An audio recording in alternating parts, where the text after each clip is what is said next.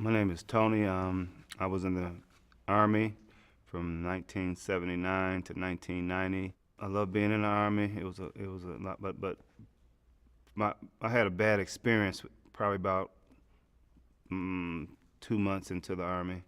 I was and had some military sexual trauma. I didn't even think about telling nobody. It wasn't even a thought at the time, or it wasn't even an option at the time. I was just trying to figure out how to deal with these feelings that I didn't understand that I was having. Started having a lot of nightmares and stuff like that, and I started drinking a lot, and the drinking would help me with that. So of course, after you start drinking a lot and drinking a lot, you start hanging around with different kind of people. That's kind of like that's their lifestyle. Leaving Fort McClellan and going to Germany, the drugs over there was like more than I'd ever experienced in the States. Heroin and hash, stuff like that. I had never even, cocaine. I had never even really knew much about it. Acid and stuff like that. And I had just got really into a lot of stuff. I couldn't stop. I just used, and I didn't want to use. Money started becoming a problem. I kept using, kept using. And finally, after 3 years, I was able to leave Germany, and I had to go back to San Antonio, where the military sexual trauma happened at.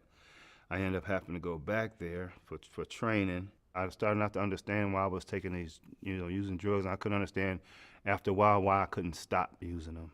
I was in the service for 10 years, and I was a sergeant. And one day they came to me and told me they should put me in jail. They should lock me up. But they said we're not going to do that because you're a good guy. You're a good soldier, man. We don't know what happened to you. And what that did is allow me to get out, but with an honorable discharge.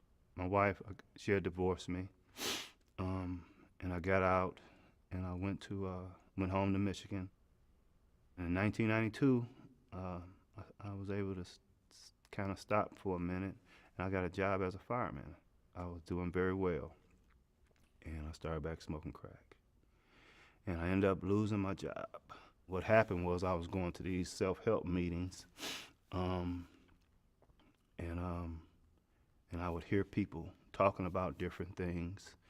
I would hear people talking about helping each other, and all these things that I wasn't doing and wasn't even thinking about. And what happened is I realized that I needed help.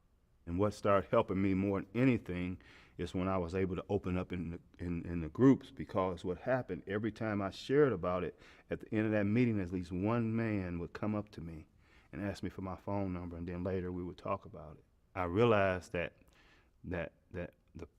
what the problem with me all along was what was going on inside of me, how I felt about stuff, and I had to figure out a way to do something with this stuff. That's what I was trying to figure out all the time, and I found out that I had to talk about it. Today, I got a little apartment, a car, and a decent job, and it's all because I decided to let people help me. And so what I do is I just continue to let people help me.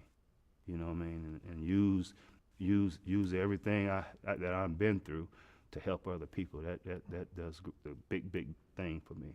Something that's really, really important for me is to be open about this and talk about this, because there are so many men that just won't talk about it, want to, but don't know how. And I knew how that felt. Try to talk to somebody and be honest about how you're feeling, because it's like, this is my life, and I'm worth being happy. I'm worth having peace. I'm worth having joy.